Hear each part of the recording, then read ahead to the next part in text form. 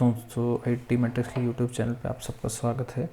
तो इस पार्ट में हम जानेंगे कि इंसर्ट टैब के अंदर इलस्ट्रेशंस क्या होते हैं, लिंक्स क्या होते हैं, हेडर फुटर क्या होते हैं, टेक्स्ट क्या होते हैं और सिंबल्स क्या होते हैं, वो अपन इंसर्ट करके देखेंगे।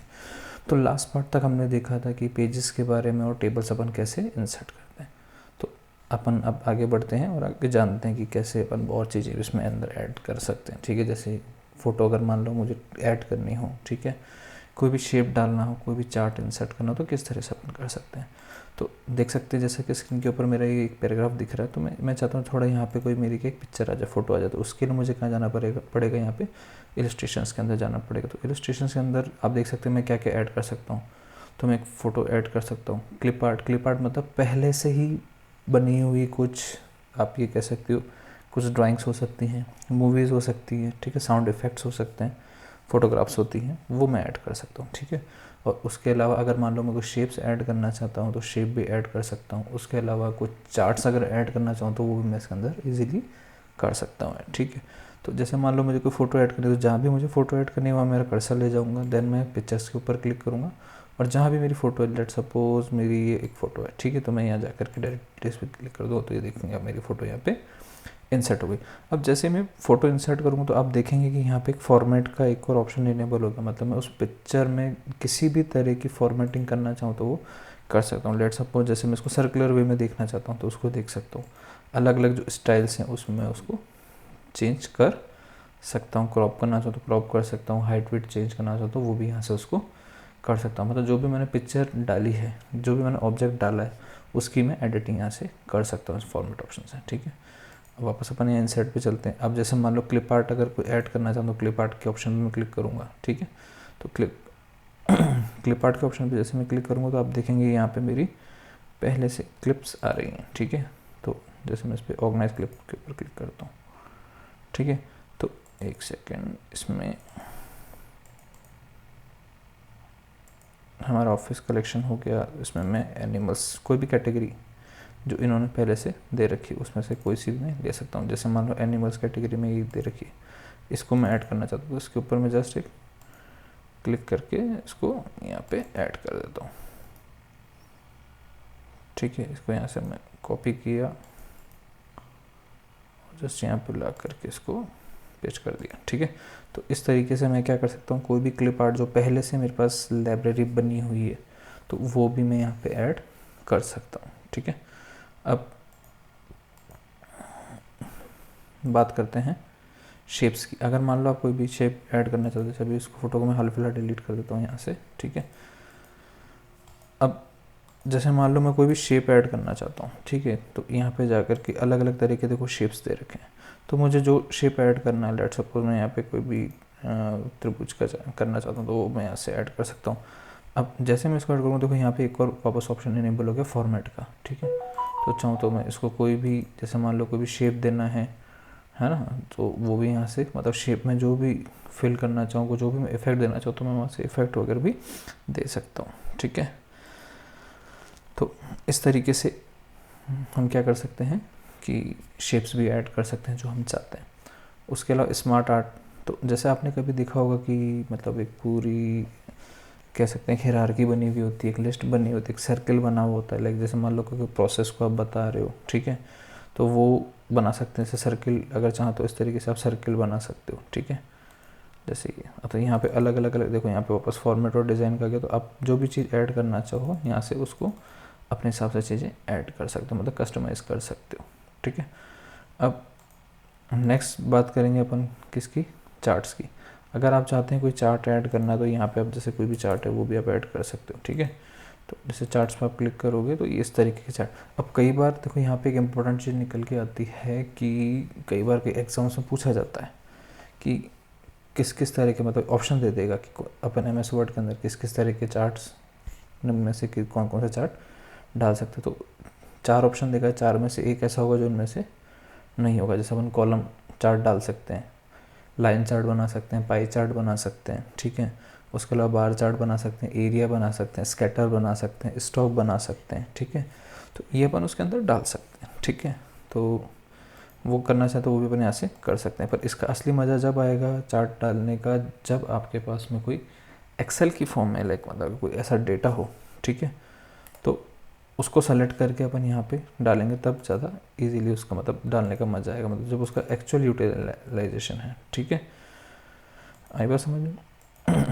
तो ये आपका चार्ट से। उसके अलावा मान लो अगर आप कोई लिंक डालना चाहते हो, लेट सपोज कोई डॉक्यूमेंट हो सकता है, कुछ भी हो सकता है, कोई डॉक्यूमेंट भी हो सकता है, कोई फाइल हो सकती है, कोई फ़ोटो हो सकती है, उसका लिंक डालना, तो अपन किसके अंदर जाएंगे, लिंक्स के अंदर, ठीक है। लिंक्स के अंदर जाकर जैसे हाइपर लिंक उस पर क्लिक किया, अब जो भी फाइल है उसका आप जस्ट यहाँ पे क्या कर दो, लिंक डाल दो, ठीक है। मतलब आपको यहाँ पे क्या करना है, उसका एड्रेस डालना है, जो भी आप लिंक देना चाहते हो। लेट्स से जैसे आप एक फ़ोटो है, अपन सेलेक्ट कर लेते हैं अपना डेस्कटॉप के ऊपर,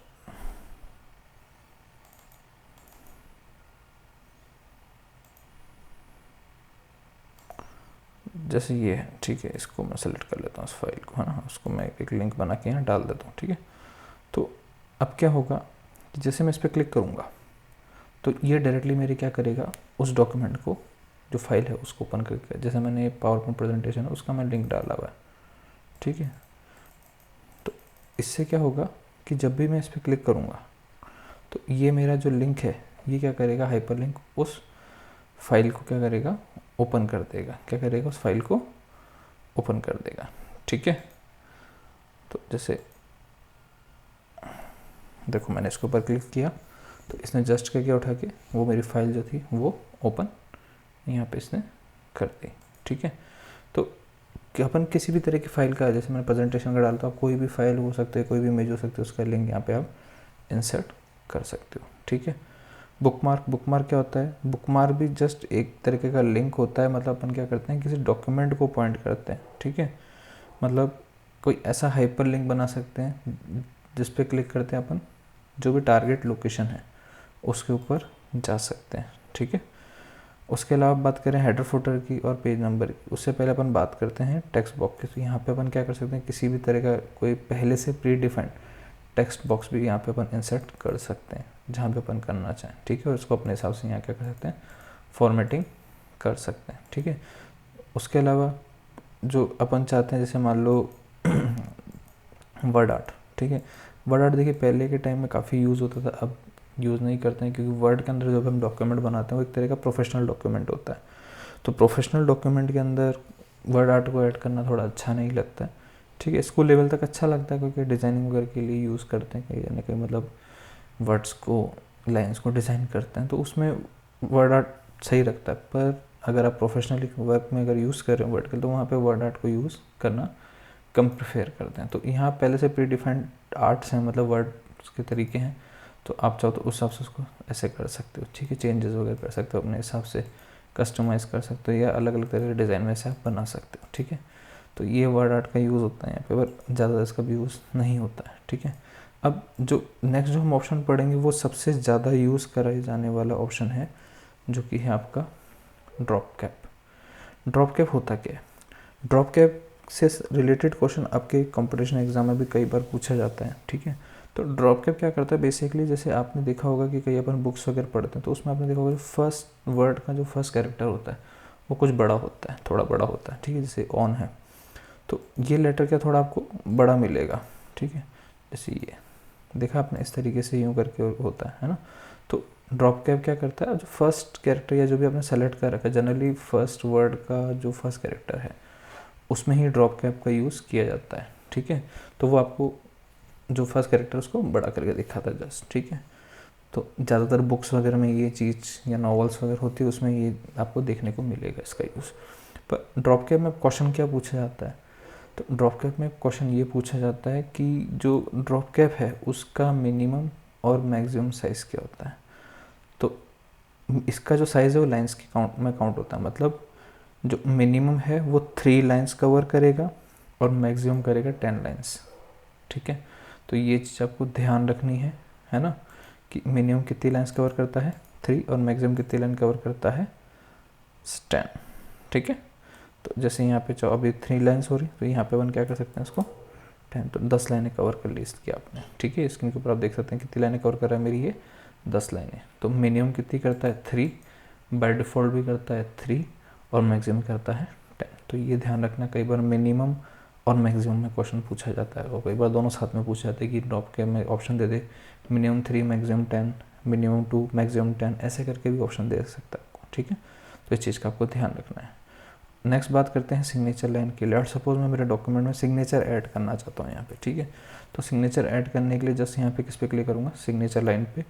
तो जैसे ही करूँगा तो ओके करना है। ओके करने के बाद में यह मुझे पूछेगा कि भाई उसमें सजेस्ट सिग्नेचर।